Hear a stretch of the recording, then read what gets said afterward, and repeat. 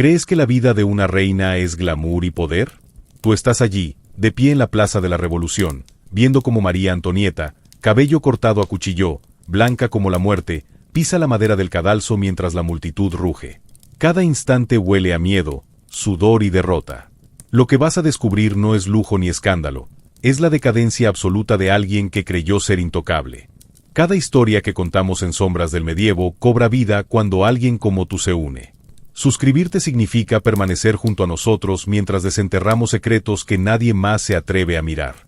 No dejes que estas sombras pasen sin ti. María Antonieta nació en Viena el 2 de noviembre de 1755, en el Palacio de Hofburg, como la 15ª hija de María Teresa de Austria y del emperador Francisco y de Habsburgo-Lorena. No era la favorita, ni la destinada a brillar. Desde niña fue tratada como una ficha de negociación en el tablero político europeo. Su infancia fue cómoda en apariencia, pero controlada. Estaba rodeada de tutores, preceptores y sirvientes que supervisaban cada gesto, cada palabra y cada hábito. No era una educación orientada al conocimiento, sino a la obediencia. María Teresa quería hijas dóciles que sirvieran como esposas de conveniencia en las alianzas imperiales. El destino de María Antonieta se selló a los 14 años. Sin que tuviera voz en la decisión, fue prometida en matrimonio al delfín Luis Augusto de Borbón, nieto de Luis XV y futuro rey de Francia. El acuerdo no buscaba amor ni afinidad personal, sino reforzar la unión entre los Habsburgo y los Borbones frente al avance de otras potencias europeas. Ese matrimonio, pactado en despachos diplomáticos, marcó el inicio de su primera condena, dejarlo todo para convertirse en moneda de cambio. En 1770, María Antonieta emprendió el viaje hacia Francia. Antes de cruzar la frontera, se llevó a cabo un ritual humillante. En la isla del Rin, cerca de Estrasburgo, se le despojó de toda prenda, joya y recuerdo austríaco. La desnudaron simbólicamente para vestirla con ropa francesa. Era la forma brutal en que la corte de Versalles exigía sumisión total a la nueva identidad de reina extranjera. Aquel día, la adolescente lloró en silencio. No por lo que dejaba atrás, sino porque comprendió que su vida ya no le pertenecía. El encuentro con su futuro esposo fue el segundo golpe. Luis Augusto tenía 15 años. Era torpe, tímido y profundamente inseguro. En lugar de protector, se convirtió en su primera pesadilla. El matrimonio se consumó en público, como dictaba la tradición. El rey Luis XV, cortesanos y embajadores fueron testigos de que los jóvenes recién casados compartían el lecho. Pero el acto íntimo no ocurrió. Durante 7 años enteros, el delfín fue incapaz de consumar la unión. La corte murmuraba, los embajadores escribían informes ridiculizando al heredero, y los rumores corrían por Europa. La humillada era siempre la misma, María Antonieta, señalada de frígida, estéril o defectuosa. En Versalles, no solo se encontró con un esposo impotente, también con una corte despiadada. Nobles envidiosos y cortesanas ambiciosas la apodaban con desprecio, la austríaca, un insulto que la convertía en extranjera incluso dentro de su propia cama. En esos primeros años, María Antonieta aún conservaba una falsa esperanza, la de que algún día lograría ser madre y acallar las burlas. Creía que, si cumplía con su deber de dar un heredero, el odio disminuiría. Pero esa espera se volvió una agonía pública. Cada mañana despertaba sabiendo que la Francia que debía venerarla solo aguardaba su fracaso. Ese fue el primer abismo de su vida, llegar como reina prometida y ser tratada como intrusa indeseada, presa de un matrimonio sin amor ni consumación, y blanco de rumores que nunca dejaron de crecer. Con el paso de los años, la herida inicial de María Antonieta no cicatrizó. Al contrario, se abrió más con cada rumor, con cada burla en los pasillos de Versalles. Cuando finalmente logró quedar embarazada en 1778, después de 7 años de humillación, ya era demasiado tarde para redimir su imagen. El pueblo había aprendido a odiarla, y la corte había hecho de ella un espectáculo de escarnio. La maternidad no borró las dudas. Su primera hija, María Teresa, fue recibida con desdén. Una niña no garantizaba la sucesión. Cuando más tarde nacieron los varones, la sospecha ya se había instalado. ¿Eran realmente hijos del rey? Los panfletos clandestinos no dejaban de repetirlo. Si Luis XVI era impotente, los herederos solo podían provenir de amantes secretos. ¿Cómo defenderse de acusaciones que nadie comprobaba, pero que todos querían creer? Mientras tanto, María Antonieta buscó refugio en una vida que la enemistaría aún más con quienes debía gobernar. El Petit Trianon, un palacete dentro de Versalles, se convirtió en su guarida. Allí dictaba quién podía entrar y quién no, rompiendo la rígida etiqueta de la corte. Esa libertad enfurecía a los nobles excluidos, que la tachaban de arrogante y despectiva. Más escandaloso aún fue el Ameau de la Reine, un pueblito artificial con cabañas y corrales, construido solo para que la reina jugara a ser campesina. Mientras los verdaderos campesinos franceses morían de hambre, ella se vestía de pastora para entretenerse. ¿Qué pensaba el pueblo al saber que su reina fingía pobreza como si fuera un disfraz? Las críticas crecieron. La apodaron Madame Déficit, acusándola de arruinar el reino con gastos obscenos, vestidos con colas interminables, pelucas de alturas ridículas y joyas que deslumbraban incluso a la nobleza. Pero la verdadera herida llegó con los libelos pornográficos. La prensa clandestina parisina, imposible de detener, imprimía panfletos donde María Antonieta aparecía dibujada en orgías, desnudos grotescos y relaciones lésbicas con su confidente, la princesa de Lamballe. Cada nueva hoja multiplicaba el odio popular. No importaba que fueran inventos. En las calles de París, la austríaca ya no era una reina, sino un monstruo obsceno. ¿Cómo sobrevivir cuando la opinión pública decide que tus vicios son más reales que tu propia vida? El círculo íntimo de la reina alimentaba aún más el fuego. Su cercanía con Hans Axel von Fersen, un noble sueco, desató rumores de adulterio que nunca pudieron probarse, pero que se convirtieron en verdad absoluta para el pueblo.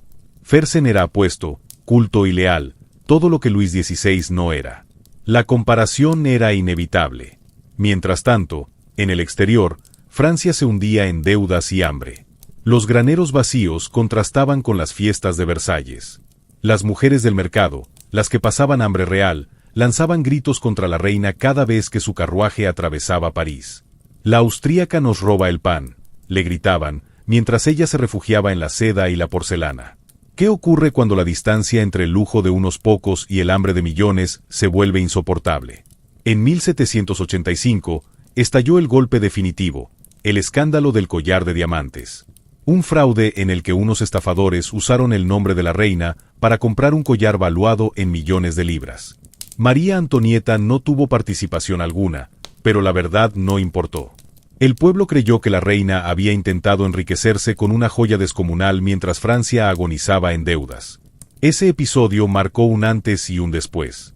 A partir de entonces, María Antonieta ya no fue vista solo como extranjera, frívola y derrochadora. Fue convertida en el símbolo de la corrupción monárquica, el rostro mismo de la decadencia de los Borbones. ¿Cómo se puede gobernar cuando tu nombre ya es sinónimo de traición? La tensión alcanzó un punto de no retorno en 1789. París hervía de hambre, ira y resentimiento. La revolución estalló. La multitud marchó hasta Versalles, irrumpió en los salones y asesinó a los guardias. María Antonieta apenas logró escapar a duras penas de ser linchada esa noche. Desde ese instante, la reina de Francia dejó de ser intocable. Se convirtió en prisionera dentro de su propio palacio, rodeada de enemigos, observada a cada paso y reducida a un trofeo de guerra que debía ser castigado. ¿Qué destino le esperaba a una mujer odiada por el pueblo, traicionada por la corte y convertida en leyenda obscena incluso antes de morir? Ese fue el segundo abismo, el derrumbe de toda apariencia de poder, el momento en que la reina pasó de ser símbolo de lujo a ser el blanco de la furia popular, sin posibilidad alguna de regresar. Si quieres seguir escuchando más historias como esta, apóyame suscribiéndote a Sombras del Medievo. Cada suscripción nos permite traer más secretos, más sombras y más relatos que no encontrarás en ningún otro lugar. Para comprender la magnitud del desprecio hacia María Antonieta, hay que mirar la Francia de finales del siglo XVIII. El país enfrentaba una crisis estructural y social, las arcas vacías, impuestos abusivos sobre el pueblo y privilegios desmesurados para la nobleza. Mientras la reina gastaba millones en vestidos y palacios, el campesinado y la burguesía trabajaban sin descanso para sobrevivir. Imagina tener hambre mientras tu reina construye un pueblito falso para jugar a ser campesina. Esa distancia no era solo simbólica, era un abismo que alimentaba la rabia y los rumores. Los panfletos que circulaban por París no eran mera difamación, eran armas de manipulación masiva. A finales del siglo XVIII, se estimaba que más de 100.000 panfletos anónimos se imprimían cada año, difundiendo rumores sexuales, traiciones y escándalos reales o inventados. La capacidad de la prensa clandestina para moldear la percepción pública era brutal. Cada mujer que leía esos panfletos podía convencerse de que la reina era culpable, aunque nunca hubiera cometido un acto inmoral. El juicio de la opinión pública ya estaba escrito antes del Tribunal Revolucionario. En comparación con otras cortes europeas, María Antonieta no era la única reina extranjera en medio de intrigas. Isabel de Farnesio en España o Carolina de Brunswick en Inglaterra también enfrentaron sospechas sobre su carácter y fidelidad. La diferencia fue que Francia estaba al borde de la revolución. La intolerancia social hacia la aristocracia alcanzaba niveles explosivos. La combinación de su lujo personal, la ignorancia política de su entorno y el resentimiento acumulado convirtió a María Antonieta en un blanco perfecto.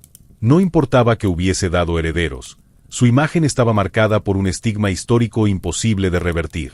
Este contexto permite entender cómo una adolescente enviada como pieza diplomática se transformó en símbolo del fracaso y la decadencia de toda una monarquía.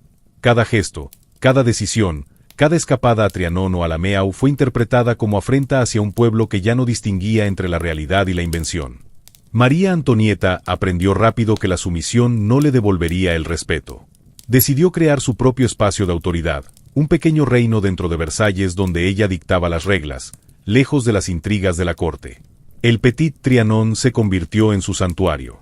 Allí no existían las etiquetas ni los espías disfrazados de cortesanos. Cada visita era seleccionada cuidadosamente, amigos de confianza, confidentes y ocasionales aliados políticos. Cualquier persona considerada una amenaza era expulsada sin explicación. Nadie entraba al Petit Trianon sin permiso, ni siquiera los embajadores más poderosos. La reina ejercía control absoluto sobre su microcosmos, y cada invitado sabía que podía ser desterrado de inmediato. El ameau de la reine, con sus cabañas, molinos y corrales, fue otra herramienta de poder. Allí María Antonieta no era una simple reina, se convertía en pastora, arquitecta de su propio mundo, capaz de organizar ceremonias, fiestas y rituales privados.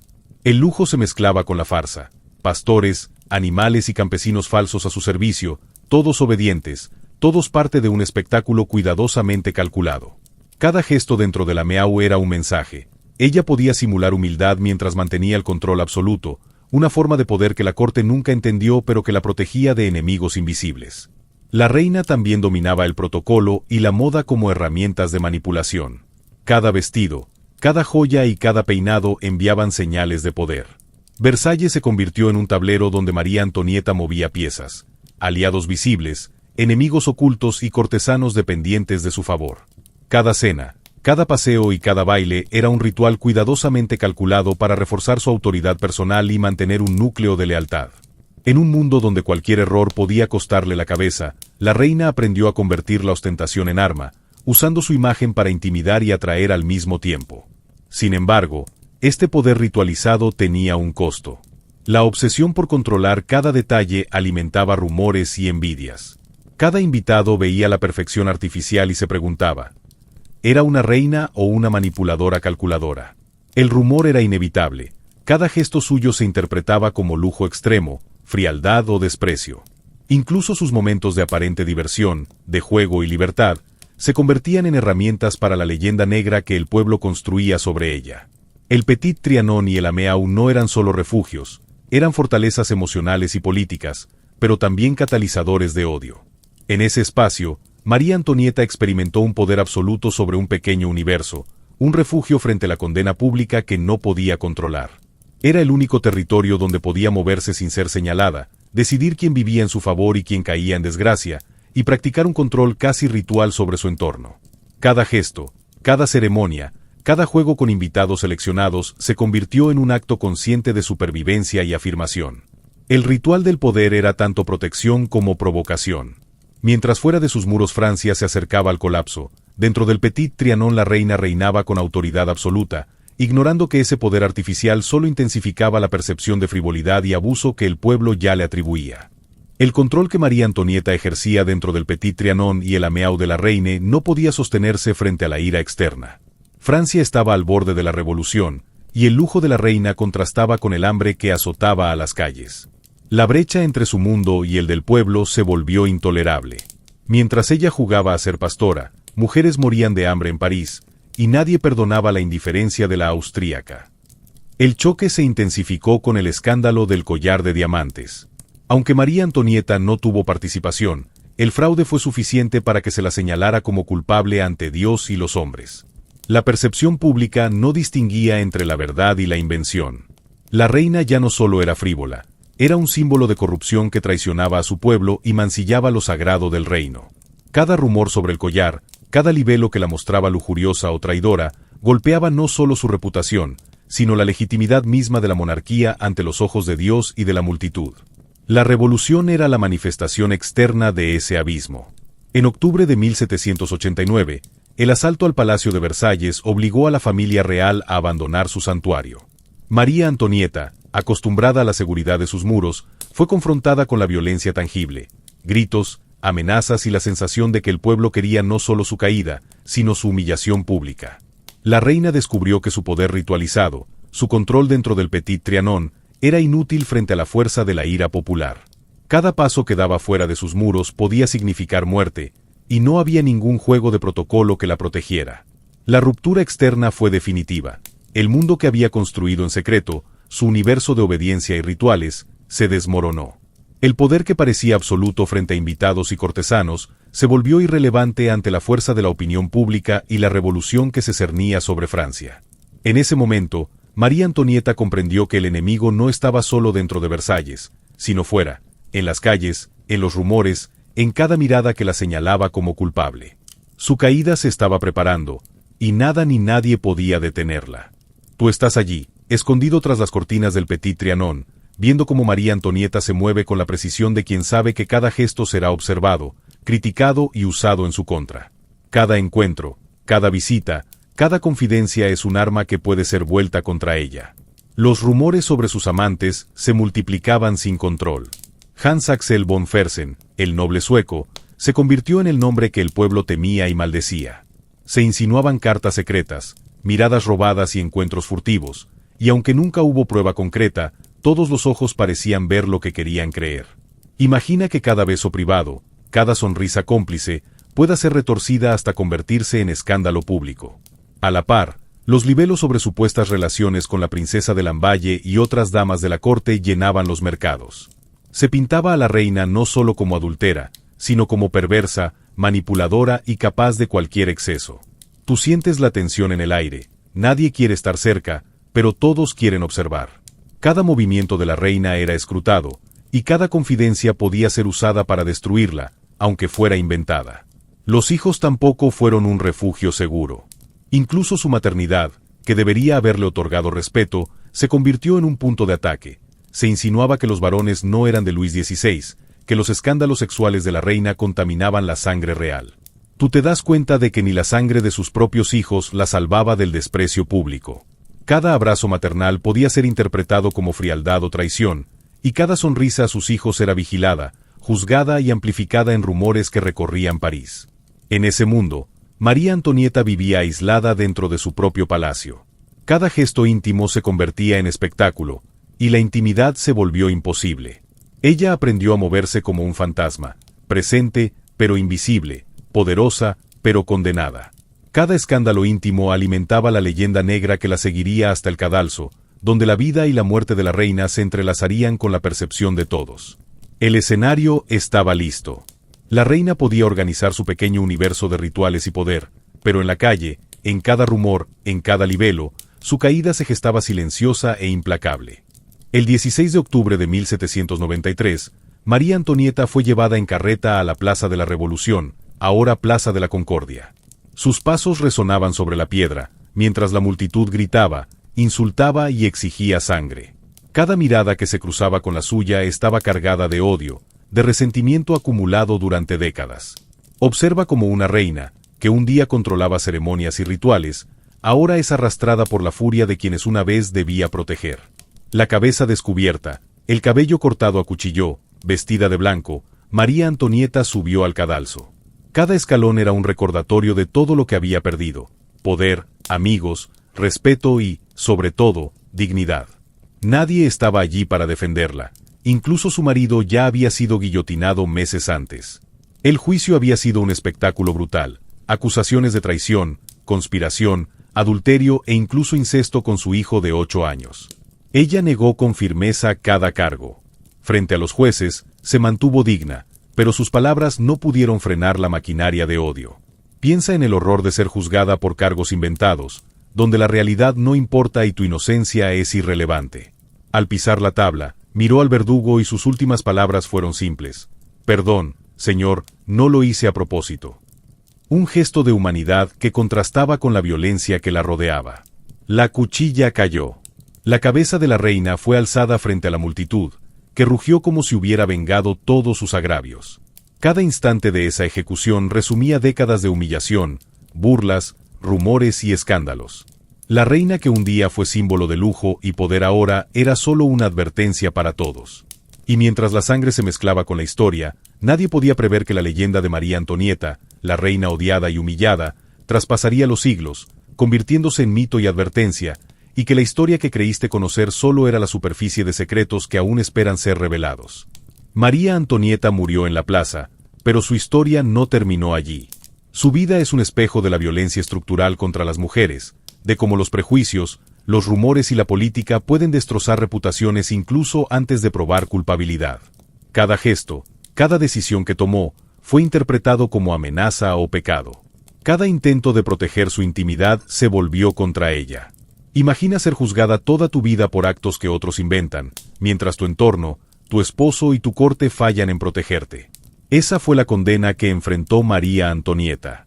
El caso de la reina revela un patrón que se repite en la historia.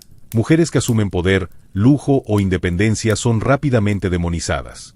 Sus errores se amplifican, sus gestos privados se convierten en escándalos públicos y la sociedad las señala como responsables de los fracasos de estructuras que ellas no controlan. María Antonieta no solo fue víctima de un pueblo enfurecido, sino de siglos de misoginia y política despiadada. Cada vestido, cada joya, cada paso que daba en Versalles fue interpretado como amenaza, lujo excesivo o traición. ¿Qué habría pasado si sus contemporáneos hubieran entendido que detrás de la apariencia había miedo, soledad y supervivencia? La historia de María Antonieta sigue vigente porque plantea preguntas incómodas. ¿Hasta qué punto la opinión pública puede destruir vidas? ¿Qué diferencia hay entre rumores y justicia? Y sobre todo, ¿qué significa ser mujer en un mundo que exige obediencia absoluta mientras inventa culpabilidad donde no existe? Si sientes que estas injusticias todavía resuenan hoy, que la historia de María Antonieta despierta preguntas sobre poder, control y juicio, apoya este canal suscribiéndote, comenta qué decisión de la reina te impacta más y comparte este relato para que más personas descubran los secretos que los libros de historia ocultan. El legado de María Antonieta no es solo un recordatorio de lujo y escándalos, sino de resistencia. Su historia muestra que incluso humilladas, condenadas y señaladas, las mujeres pueden dejar una marca imborrable en la historia. Cada rumor, cada libelo, cada escándalo íntimo que la rodeó terminó convirtiéndose en un símbolo, de advertencia para unos, de fascinación para otros. Mientras la historia de María Antonieta parece finalizada en el cadalso, en realidad sigue viva en la memoria colectiva, alimentando debates sobre poder, género y justicia. Su figura, odiada y amada al mismo tiempo, permanece como ejemplo extremo de cómo la sociedad trata a las mujeres que desafían expectativas.